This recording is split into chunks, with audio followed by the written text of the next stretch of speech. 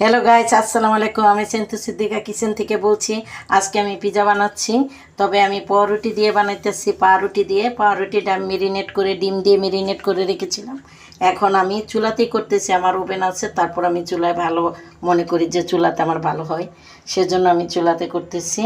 আর sauce দিছি, তারপরে মাংস দিয়েছি, আর চিজ দিলাম। এখন চিজ দিয়ে আমার এই চিজটা আমার হাজব্যান্ড বাইরে থেকে পাঠাইছে। চিজ দিলাম, চিজের পরে আমি এগুলো দিলাম হচ্ছে সসেস সসেস দিলাম। তারপরে হচ্ছে লগা দিয়া এখন আমি এই যে দিতেছি, টমেটো সস দিতেছি। আগেও আমি টমেটো সস দিয়েছি।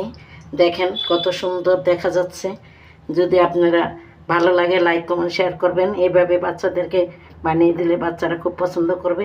তবে আমার থেকে রাত 3টা বাজে করলেও আমি বানাই দিই। আমার ছেলের জন্য এখন দিতেছি রাত 10টা বাজে। আসসালামু আলাইকুম, রাখি।